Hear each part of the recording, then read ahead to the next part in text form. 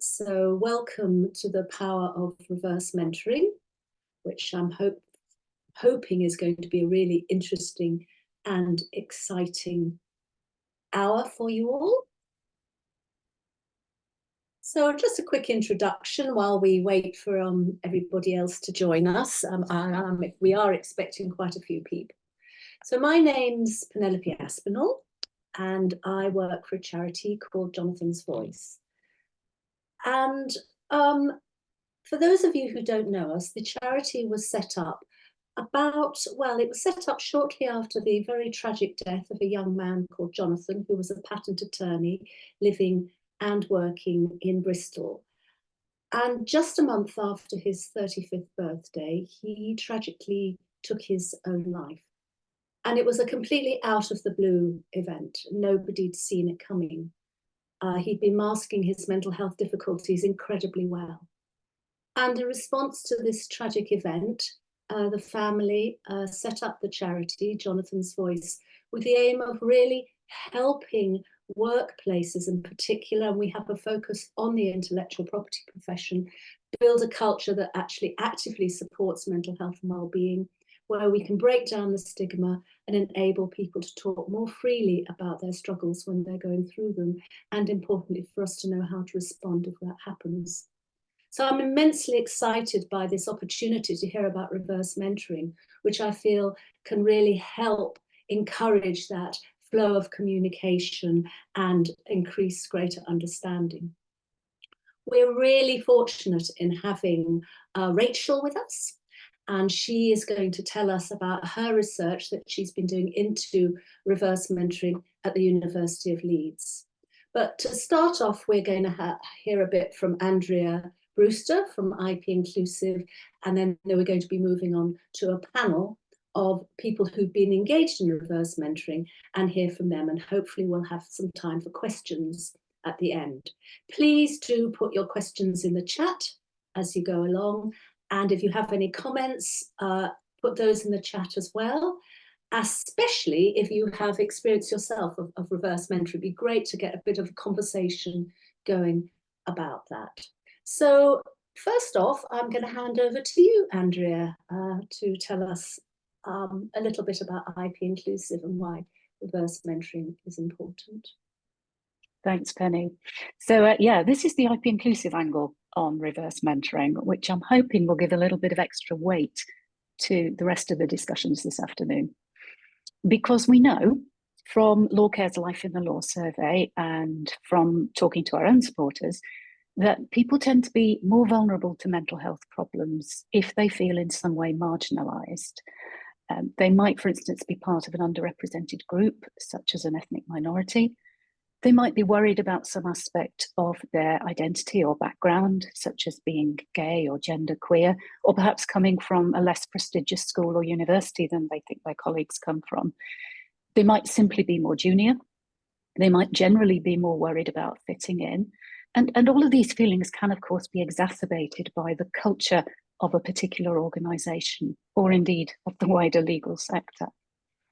So there are intersections, if you like, between mental health challenges and those we associate with equality, diversity, and in particular inclusion. So those more vulnerable people, they really need allies amongst the people who are less marginalised than they are. Allies who can champion their cause, who can make sure they're heard, who can help them to call out prejudice and inappropriate behaviour and just generally be there to support them. Now, if you're going to be an effective ally for somebody else, of course, you need to understand where they're coming from, the challenges that they face, and the things that will genuinely help them succeed. And that has to be a proper understanding, not one that's based on assumptions or stereotypes or even your own experiences. This isn't about how would I feel if I were in your shoes? Because actually, if I were in your shoes, I'd no doubt bring with me a whole host of privileges and advantages that would help me move on. This is about how do you feel in those shoes? And reverse mentoring is a great way of gaining those insights, of learning what it's really like to be, for example, the only person of colour in a room, in particular if you're also the most junior person there. So it can help people be better allies for those who need them. And it is, of course, a two-way thing. So reverse mentors can also learn about what's holding their allies back, be it lack of knowledge, fear, embarrassment, possibly some hard business constraints, largely, I suspect, lack of knowledge. So it's a very powerful way of gaining those understandings.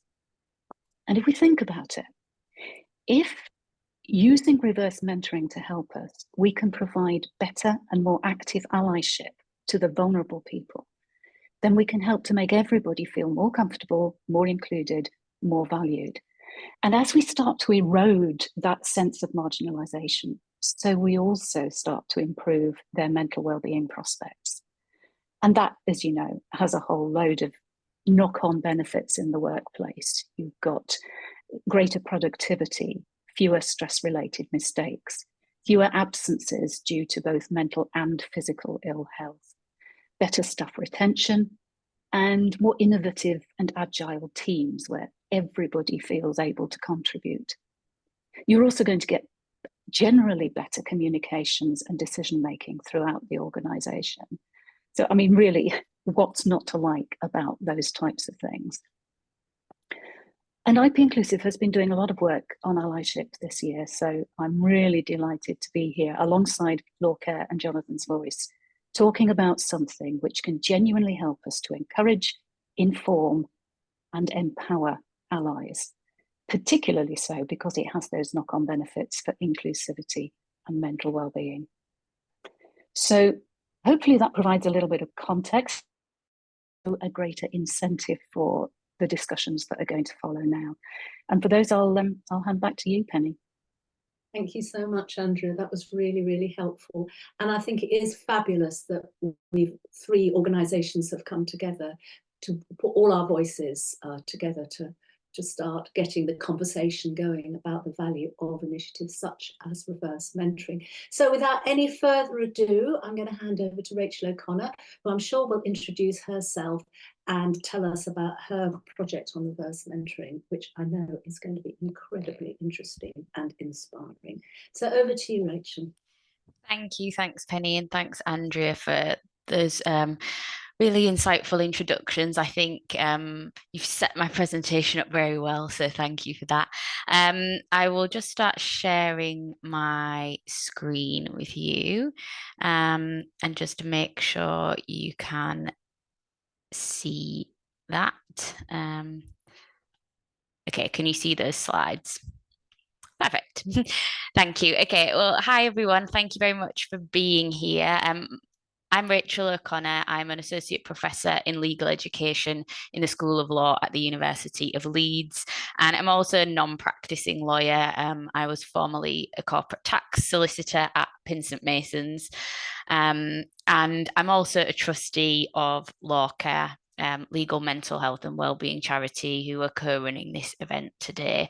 So I'm going to talk to you about my research into reverse mentoring, and I'm looking at it from the perspective of both education, so legal education, but higher education more generally. And then I'm going to say a little bit about the work that I've done in terms of reverse mentoring in the legal profession, but not too much because a number of our panelists have taken part in that work, and I just think it will be much more interesting to hear from them how they found that work. So in terms of me, I guess, so I come from a working class background, and I was first generation in my family to go to university. So the idea of becoming a lawyer was something that I just never thought would happen to me. Going to university likewise, and then it just so turned out that those things did happen. But when I was in the legal profession and when I joined academia, sort of around 5 years ago, and had a career change, I always had this sense of not really feeling like I belonged in either of those spaces, being surrounded by people who didn't necessarily have backgrounds like mine, interests like mine, and constantly feeling like I was having to try and fit into a mold of what it meant to be a solicitor, what it meant particularly to be a corporate tax solicitor in an international law firm, you know, what it means to be an academic in a prestigious Russell Group university.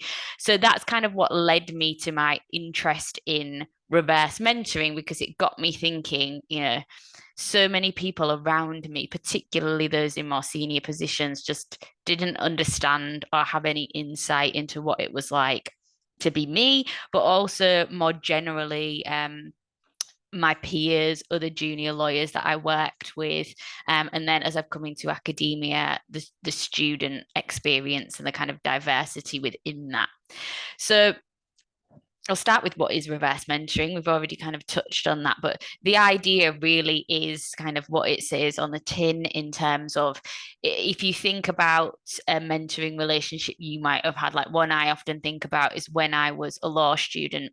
I got mentored by a senior associate at a law firm in Leeds who helped me to sort of develop my CV, develop my build up my skills, develop my sort of performance in interviews and assessment centres and that kind of thing as I was trying to get into the profession. And that is what we might think of as a very traditional mentoring relationship. When we think about reverse mentoring in that context, actually, you would have placed me as the student in the role of mentor, mentoring the senior associate in the law firm. And the idea behind that is a recognition of the expertise and the value of sharing lived experiences. So in my context, that would be the experience of being someone from a working class background, first generation to university, those things I've already mentioned. In someone else's case, it might be about you know, getting into the legal profession as a person of color, as someone whose sexual orientation, for example, has created barriers for them in the past, etc. And we know that the diversity statistics in the legal profession are pretty poor, is all I will say on them. So recognizing that lived experience as expertise is really vital to helping members of the profession and then the wider culture of our profession to develop and to truly be a space where people from all backgrounds and identities not only want to work, but they also enjoy working and feel that they belong to. So I started out this work about 5 years ago, as I say, when I first came into academia, and I'd seen reverse mentoring. So I worked at a law firm called Pinsent Masons, and they had done some reverse mentoring when I was there, and I hadn't been involved in it because I was more junior and it wasn't targeted at my sort of PQE level. But I thought it was very interesting as a way that they were trying to increase at that time the number of women at partnership and senior level in the firm. And when I got into higher education, I thought, do you know what, these ways of being and relationships that we learn to have in terms of hierarchy and following traditions and fitting a mold, they don't start on day one of your training contract. They start much, much earlier than that. And it got me thinking about the correlation between, and you know, there is literature on this, but the sort of correlation between the way a trainee might build a relationship with a partner in a law firm to how students build relationships with, for example, senior professors within the university. So I thought, actually, reverse mentoring could be something really interesting to try out in the university context. So I did this pilot study, which involved international law students mentoring members of staff within the law school. And these are just some, I've got published papers on this, but these are some of the findings that came out of it in terms of the value that the students felt around being heard and being listened to by somebody in a position of authority, someone who they perceived as being above them in the hierarchy. And this in turn generated an increased sense of confidence in them and an increased sense of self-worth. And that then challenged, they started out at the beginning of this project thinking, as an international student, I'm a minority, I'm not as good as people from this country, you know, there are lots of barriers barriers that I face. But actually, through the empowerment of the reverse mentoring, they started to challenge that deficit view of themselves and think, actually, there is power and there is benefit in being an international student. And this helped them in turn to develop internal values. And by that, I mean thinking about, who am I? What do I care about? What do I want to do? And where do I want to go with my life?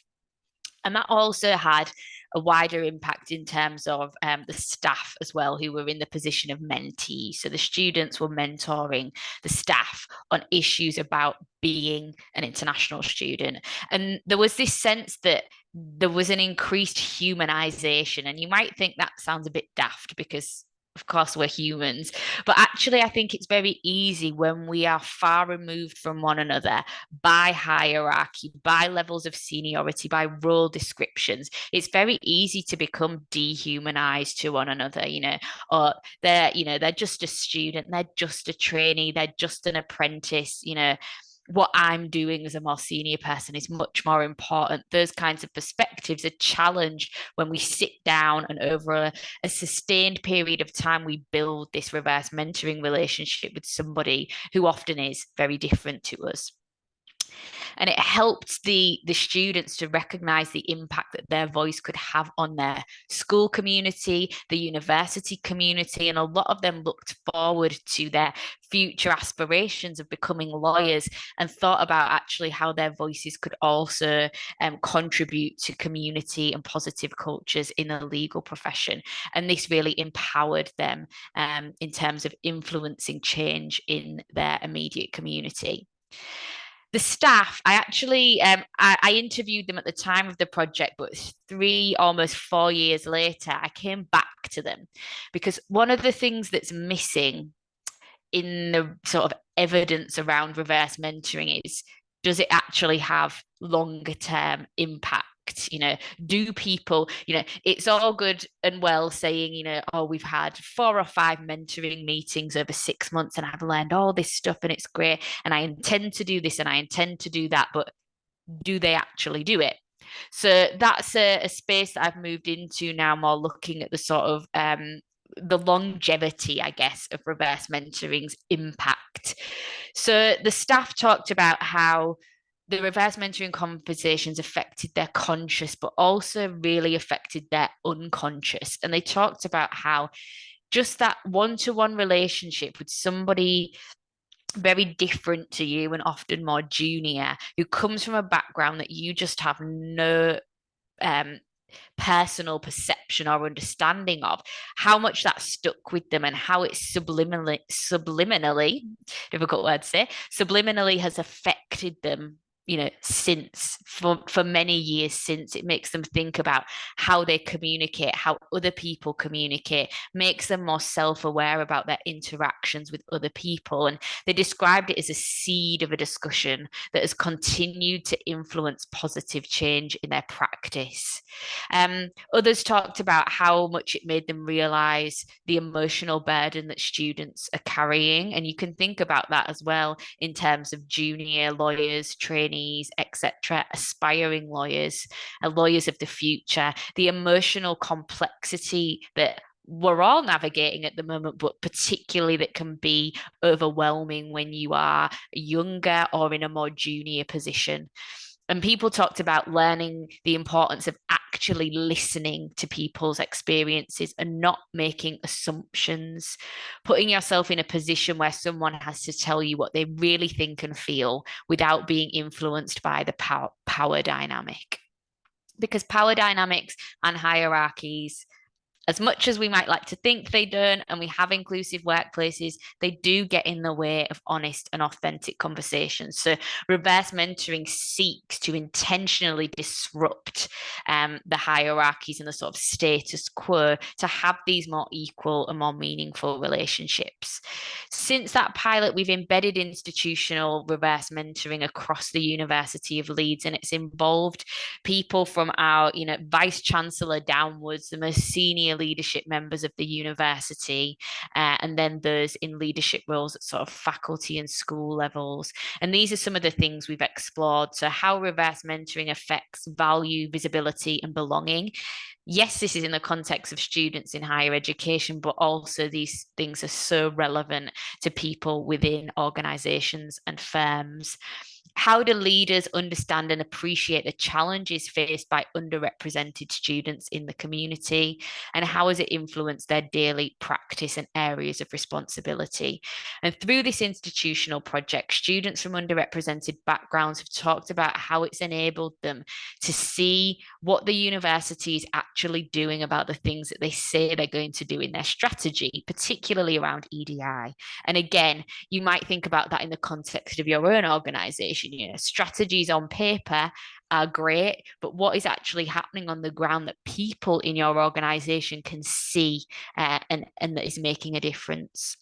So people talked about having the opportunity to say things they've always wanted to say, but they've never had a platform or a space to do it. Reverse mentoring can create that space. Having someone in authority who listens to you, follows up, and gives you feedback. They actually took on board what we said. You know, that can be really empowering for someone, and can increase their connection with an organization and ultimately their desire to stay and persevere within that organization.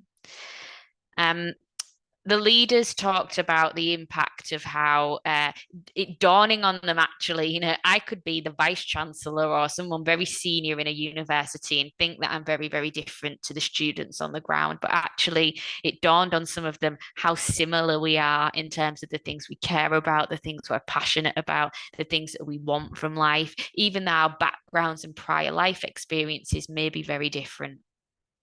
They talked about the benefit of interacting with people of a different age and generation.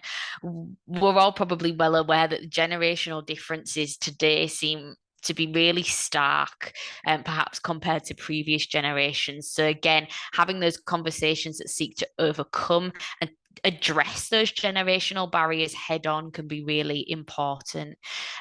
People talked about the actions that they've taken, so making buildings on campus more accessible, increasing awareness around generational differences, LGBTQI plus issues, better tailoring their communications as leaders to be more inclusive, and becoming less fearful of making mistakes about inclusion and underrepresentation, and consequently becoming a better ally because they are doing the learning and they're continuing the learning after the reverse mentoring.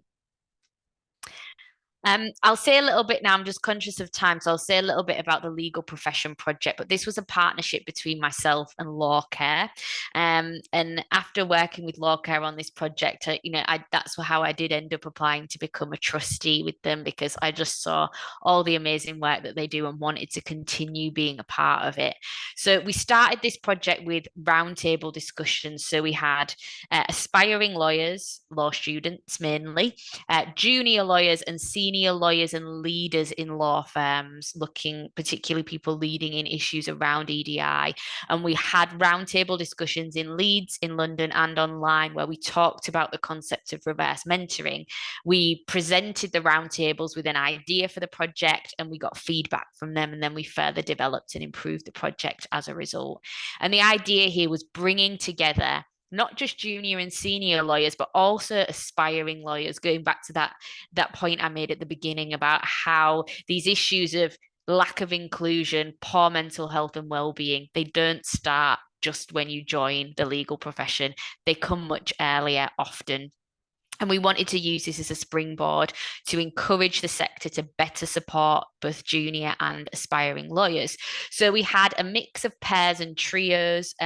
So some groups were 3. So we had a senior lawyer, a junior lawyer, and an aspiring lawyer. So the senior person in that trio had 2 mentors, and they worked together as a 3. Then others, we had pairs where there was a senior person either being mentored by a student or by a junior lawyer. And this really captured the feedback we got, captured the impact of this sense of having different discussions in the workplace. So these are just kind of some of the quotes. This idea that people felt some of the mentors, for example, felt frustrated about how many people were uncomfortable hearing about what it was like to be them in the workplace. You know, if you're an ally, as you say you are, you should be able to listen to this 5 minutes of my life that I have to live with every day, but it makes people so uncomfortable. And they felt really empowered by the fact that we were addressing that discomfort head on in this reverse mentoring scheme, and they were having that opportunity to share and be heard over a period of several months by someone more senior in the firm. And other mentees talked about how some of this actually made them feel quite ashamed and embarrassed about how much people like themselves in a more privileged position understand about the struggles of those who feel underrepresented in the profession. So these are some of the developments. I'll just kind of wrap up now, but these are some of the developments that were suggested off the back of that project with the legal profession.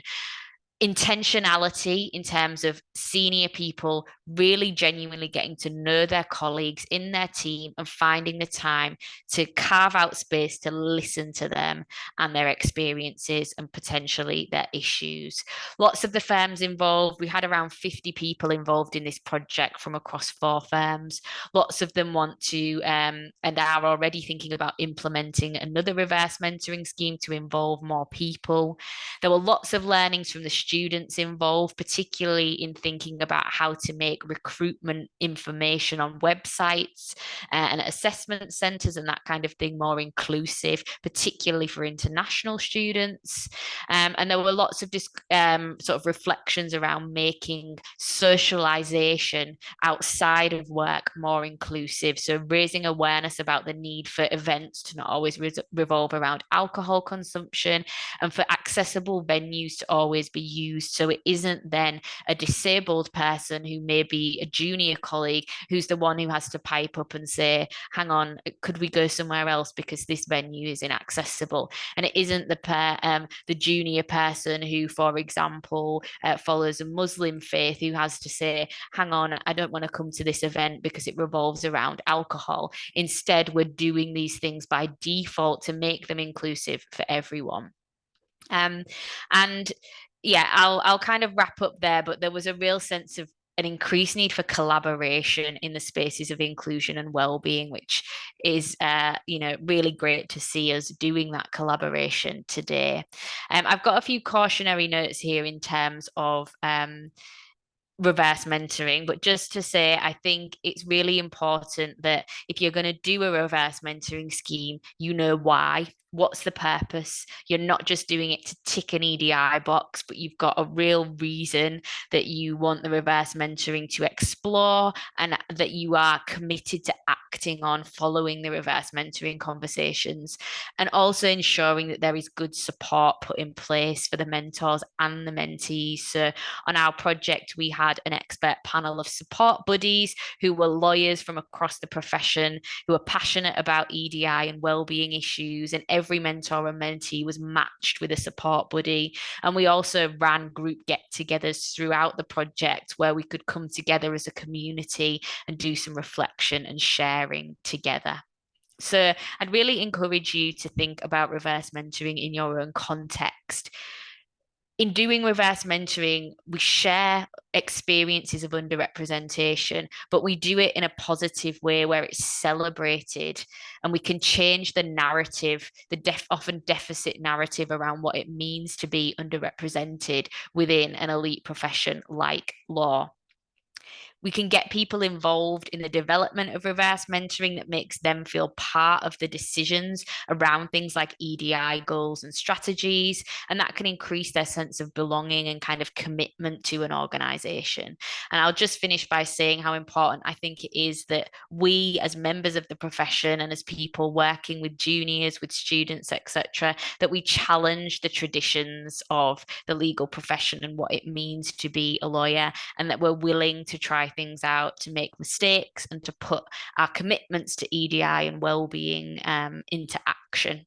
So thank you very much for listening. If anyone has got any follow-up questions, I would be very happy to receive them. Please do get in touch and connect with me. And I will be here for the panel session, so I'm really looking forward to hearing more about that. Wow, thank you so much, Rachel. That was fantastic. I wouldn't even know where to begin to start unwrapping or commenting on any of that. But luckily, we have a panel to help. So without any further ado, I think we'll hand over to the panel. We'll have a good 20 minutes with them, and that'll leave us plenty of time for any questions or comments from you all. Okay, so I think we'll just start off with the panel introducing themselves and just maybe saying a little bit about, what they got from reverse mentoring, why they went in for it, and that kind of thing. So I think, Jo, will you kick off on that? Sure. So hi everyone, I'm Jo Johnson. I'm head of operations at the IP firm Hazeltine Lake Kempner.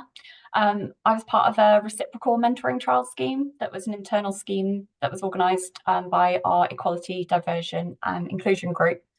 And it involved colleagues being paired up with someone in a similar role but different stage of their career who was working in a different team and office. There was an element of separation as well. We each had a list of topics we wanted help with, and then we took it in turns to act as the mentor and mentee. At the time, I was a patent administration manager, overseeing a team of support staff from one of the patent teams in our Bristol office, and was paired with someone who was in an earlier stage of their career. We met video calls every few weeks, and I just found it so useful in helping me sort of better relate to my team, understanding what I was doing that was helping, but also what wasn't, and helped me see how disconnected my team could be feeling from where the decisions were actually being made in the business and how important I was to them in that chain of communication. So yeah, it just really helped kind of get a better understanding of what my team actually needed from me in that situation. The scheme was intended to run for 6 months, but we found it so valuable that we kept going for a couple of years after that, meeting every month, including when I changed roles to join the management team at my firm.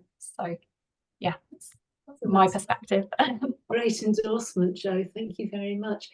Saranya, could you introduce yourself and say a little bit about your experience with reverse mentoring?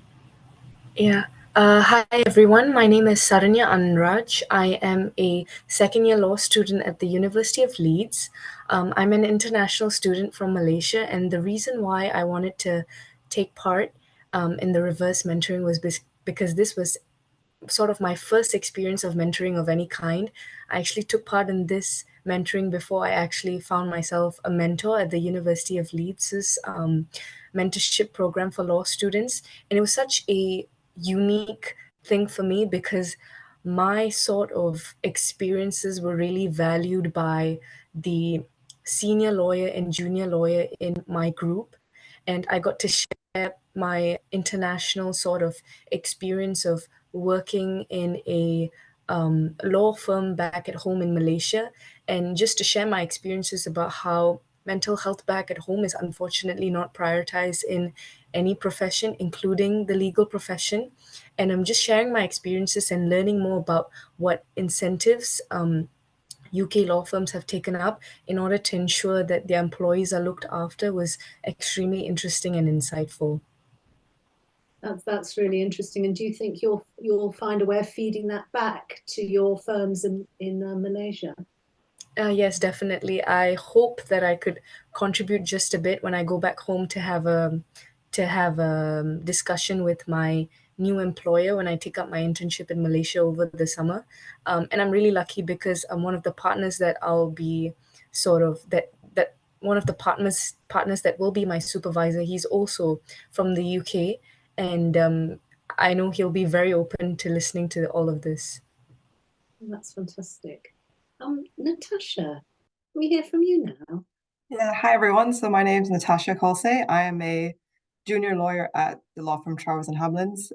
So I'm about 3 years qualified now. I am actually also from Malaysia, so I'm so pleased that Saranya is on this. And I completely echo everything she said about mental health and how much more of an importance it is made to be here than at home. So I was part of the reverse mentoring program that LawCare and the University of Leeds did over the summer last year. And I was actually included in the group of 3 that Rachel previously mentioned. So it was me as a mentor, and I had a co-mentor who was a second-year law student from the University of Leeds from China. And then our mentee was a partner at my firm, so that was great. And I'd honestly never heard about reverse mentoring until we sort of got that email at my firm saying, does anybody want to sign up for this? And I read into it, and it sounded like a no-brainer. Like I was surprised I hadn't heard of it before. In terms of my experience, I guess it was hard initially to sort of get started. I really appreciated having the other sort of co-mentor with me because, like I said, I think because you're creating that safe space, it's nice to be encouraged to speak out a little bit more.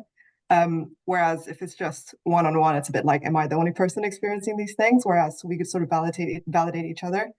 So I really enjoyed that. And it was also great to sort of see our mentee come out of their shell and say things like, I didn't know that I could speak in a situation like that, or I wouldn't know what to say if I was sort of confronted with a certain situation. So eventually we sort of got a flow and it moved on a lot better. But yeah, it was great. It was just great to be vulnerable and sort of share the experience together. So it takes a bit of time to build up that trust. Absolutely. I would imagine you can't just hurl yourself into it and expect it to come straight away. That's really useful to hear, Natasha. And finally, Tegan, would you like to introduce yourself and say a little bit about your experience? Hi everyone, so my name's Tegan Nappy and I'm a junior employment lawyer at Gordon's, which is a law firm that's based in Leeds and Bradford. I wanted to take part in the scheme because being in the employment team, we sort of see on a daily basis how underrepresentation can have such a negative impact on a person's work life. And we also see an increase now more than ever, of discrimination claims and claims of victimisation. And so it's quite interesting to see the sort of trend in how those claims are actually increasing now. And so as a result, I wanted to see what I could do to try and make a difference and how this scheme might be able to help bring that number down and encourage and promote diversity and inclusion in workplaces. I also found that taking part in the scheme, a lot of the more senior lawyers, for example, were not always aware of they were unaware of the problems that were actually happening around them, and it wasn't until you pointed out what was going on, what the problems were, that they actually realised, and you found that once they were aware, they were quite open to discussion about change, particularly sort of the younger generation of the more senior lawyers.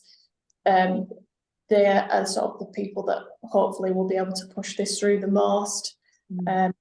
Yeah, it was really interesting to be able to become a part of that and like I say, encourage a bit of change.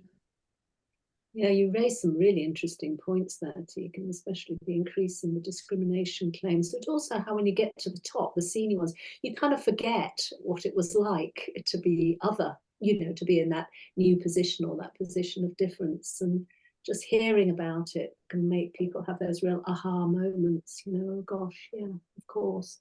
And then have the commitment to really make it happen.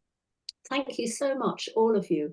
Right, so let's move on to a question about how you actually feel that reverse mentoring helps you to be more aware of and better understand people in different positions to your own. And I think you've already kind of touched on that, but if you'd like to say a little bit more about it, perhaps picking up on some of the points Andrea made earlier, it'd be really good to hear from you. Natasha, can you start us off on that, do you think? Yeah, for sure. So in terms of different positions, to me, I would assume that would be sort of the mentee and the more senior roles in my law firm, and even honestly the law students, because I was sort of caught in the middle of the trio. So it was quite interesting to hear from students. Having gone through it myself, it is very easy to forget once you've already joined the sort of career and you've forgotten about how hard all that was and visas and stuff. Anyways, but also looking ahead towards the partnership and sort of more senior members in my firm. I did feel quite a bit of sympathy, like I said, for sort of partners and more senior people who don't really understand how much it has affected us and continues to affect us. And sort of they don't know what to say. They don't know how far to go, whether they can ask certain questions, how they should phrase certain questions. And I'm sure that's maybe more difficult now than ever before, but I did feel a lot of sympathy for sort of my mentee, because it seemed to be sort of not just her that experienced it, but she had discussed it with her family after going through the reverse mentoring experience and her friends, and saying, I've joined this experience and this is what I've learned from it. And they sort of also say like, oh, like I actually had those same thoughts, those same fears, those same sort of hesitations. So I think that was really nice to see, rather than just, it's not ignorance, it's just maybe not having the tools and not knowing what to do. So that was uplifting for sure, because I think a lot of the time it can just seem like ignorance. So yeah, that was really important for me to take away. That has a real knock-on effect, a real ripple effect. That's great. Does anybody else want to say a bit more about that and their experiences? Yes, Jo.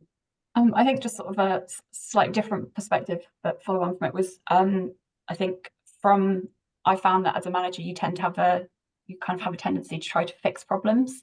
And yet doing the mentoring scheme gave me the habit of listening to someone else's opinion.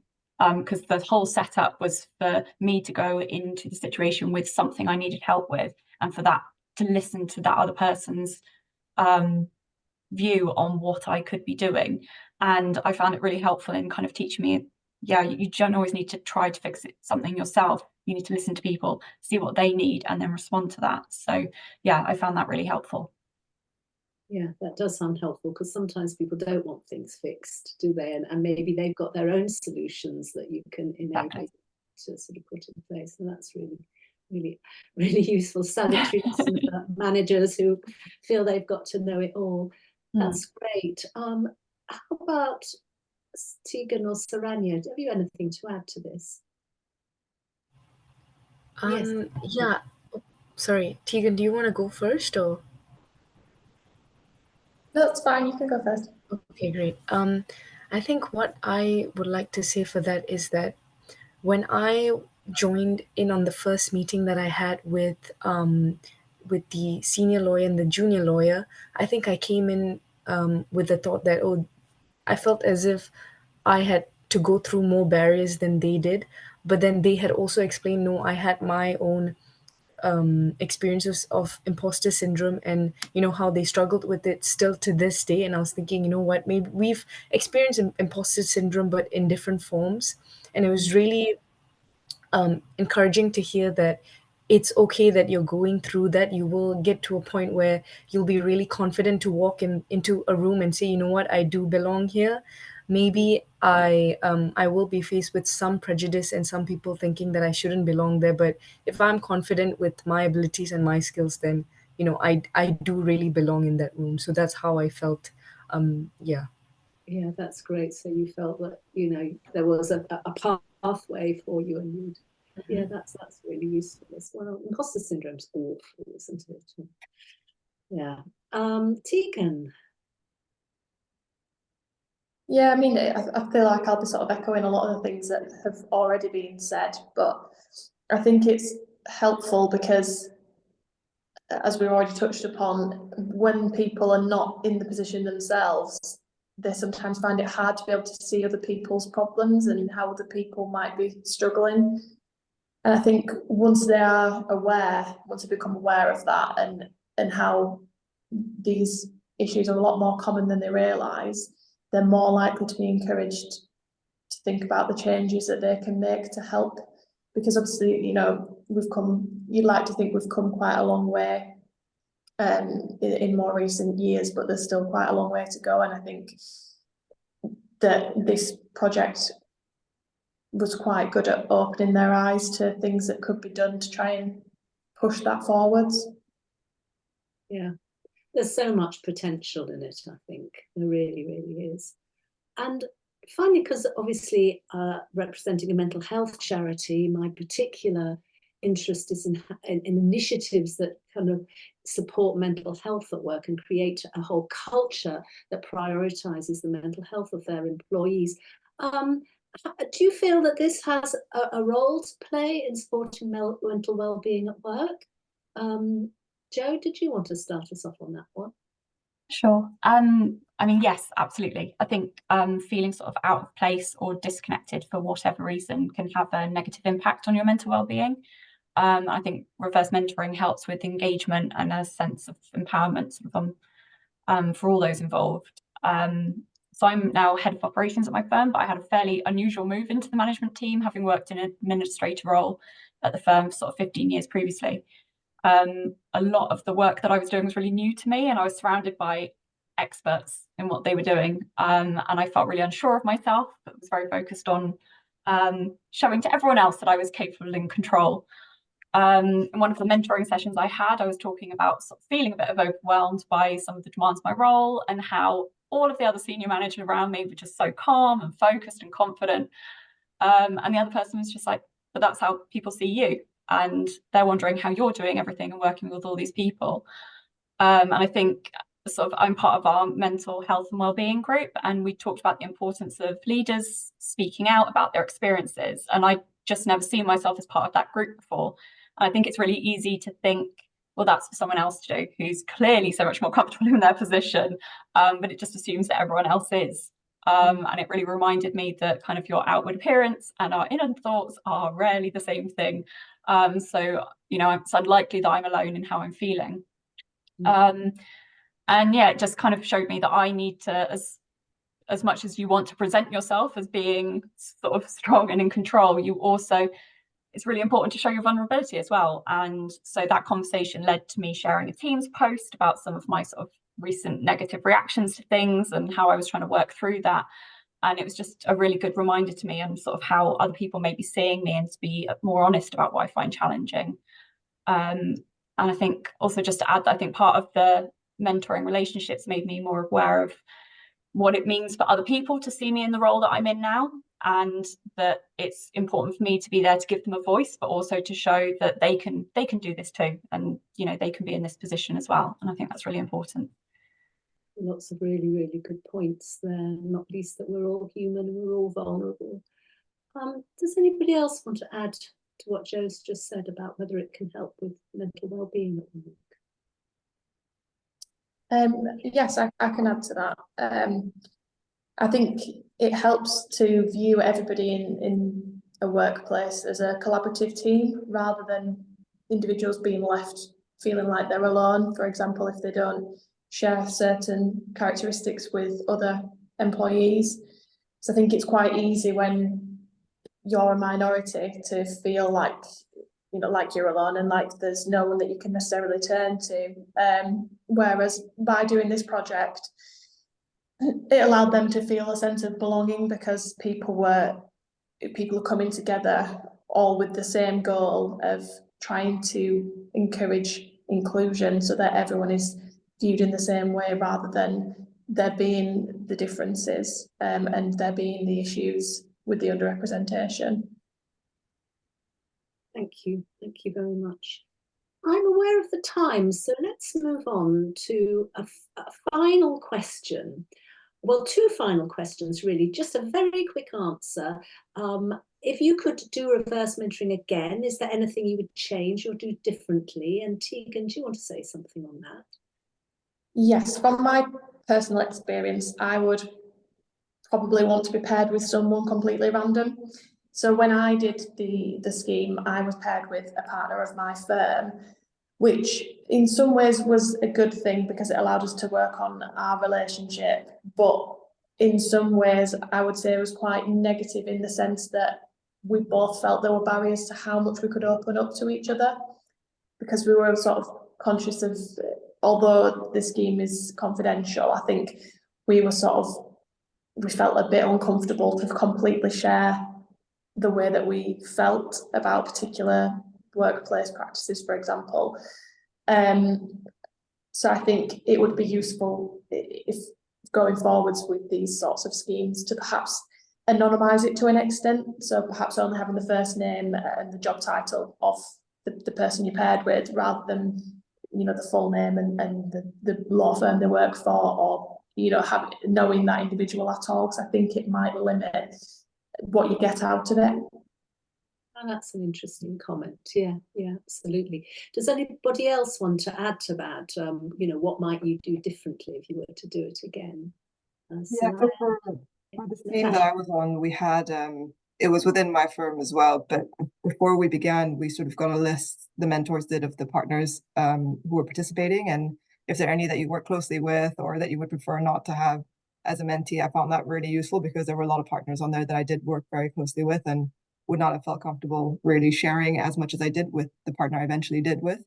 And she was from a different office and we were in different departments. So we had the context of being in the same firm, which was really helpful to sort of start that discussion.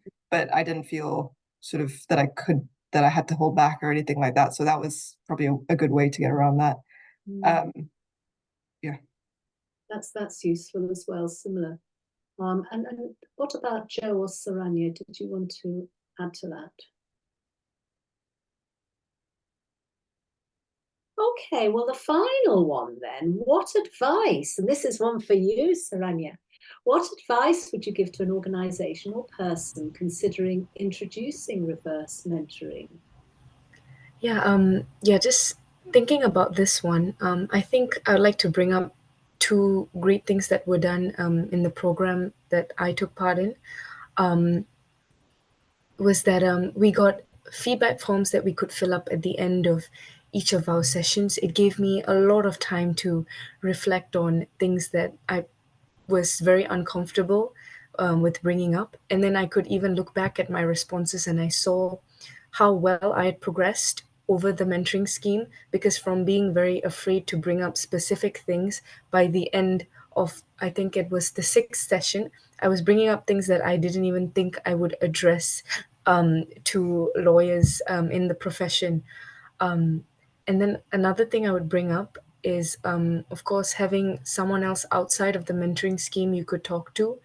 Sorry, what I mean by that is that someone who's not involved in the mentoring itself. So someone like a support buddy.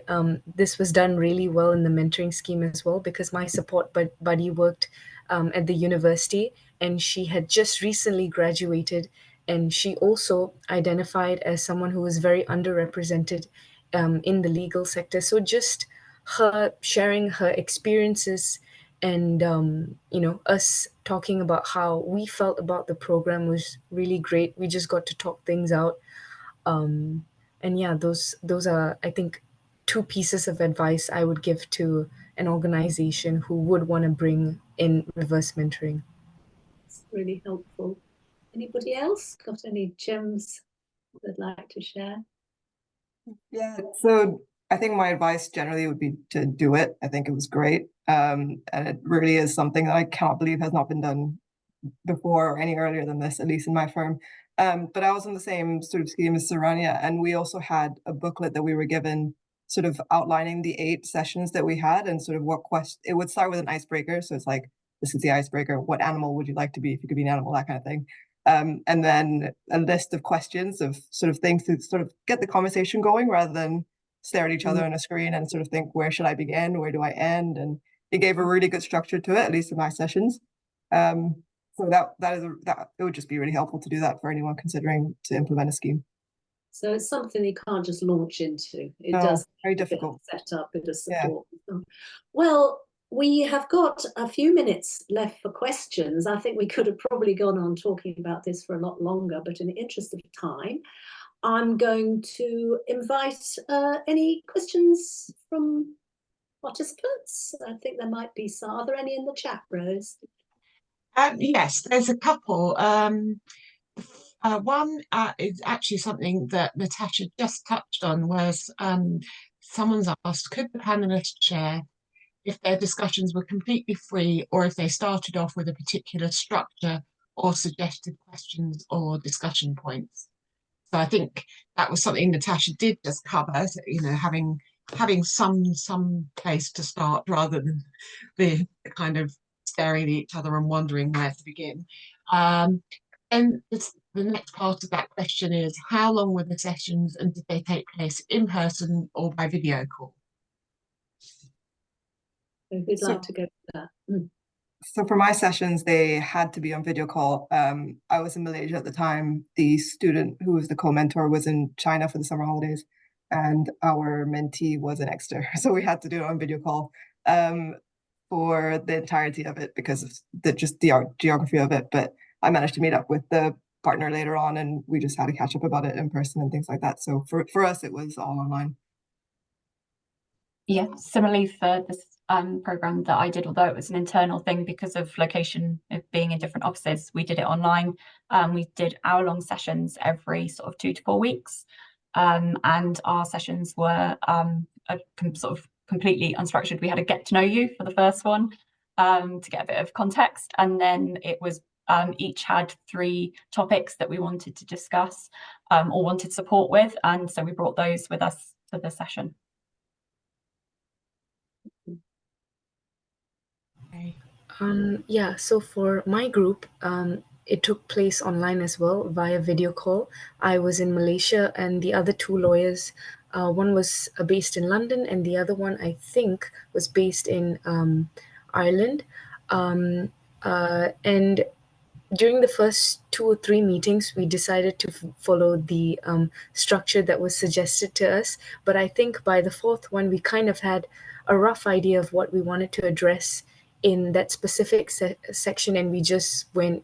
So I think we went a bit crazy with the time and everything, because I think the longest talk that we'd ever had was, I think, maybe 2.5 hours, which was great because it was such an intense discussion and everybody got a decent amount of time to talk about what they were worried about, or at that particular period of their career. And I was just talking about my experience as a student. So that's how it worked for us. And just following on from that, do you think you would have felt comfortable to do it in person, or do you think doing it online kind of gave you a little bit more of a comfortable position to start off in? I think I would have liked to try it in person, maybe partially at least. But being online was very helpful, at least in the initial stages. I don't know about the rest of the mentors, but it's very exhausting to do. So the sort of emotional burden and the tax at the end of it was just like, it's a lot to carry, and to sort of go on with your day, and in person, it's just nice to sort of be in your own sort of comfort zone when everything you're talking about is already so uncomfortable. So that was nice, but I'm sure once it starts getting more comfortable and opening up, then I would have loved to do it in person and meet the mentee and mentor as well together. Yeah. And another question we've had is, someone says they want to do reverse mentoring from both sides. Is there an organisation that could help them find mentors and mentees? I don't know if Rachel, you want to come in on that at all? I can, yes, but without an answer. As far as I'm aware, there isn't an organisation yet that is pairing people in that way. We did actually, at the roundtables that I talked about when we were planning this project, the legal profession project, we did have good discussion with people there about whether they would want to be paired with somebody at another law firm, because as Tasha's touched on, we worked hard to do our best to ensure that people didn't know each other very well, even if they work within the same organisation. So we avoided people who were in the same team, or maybe a trainee who had been in a particular team, or whatever it was. But yeah, the consensus was that people didn't feel it would be as valuable to be mentored, to mentor across firms. But as I say, we did have this expert panel and people were paired with a support buddy, so we did have a lot of cross-firm relationship building in that way. But no, I'm sorry, that's not a helpful answer, in that I don't think that yet exists. But certainly the person who asked that question, if you've got even if you're working by yourself and not within a law firm, maybe if you are part of any like networks, they might consider doing a reverse mentoring scheme. That could be a good way to kind of do that. But I'd certainly be happy to talk more about with you about ideas for that. I'm aware of the time, and we've got about 2 minutes left. So Rachel, is it all right when you share your slides, if some of the other questions that we haven't answered, if people can email you directly about? Yeah, absolutely, and I'll try to take a note of some of them as well. Great, thank you so much for listening. I'm just going to share my screen again because I've got a couple more slides I just need to share with you.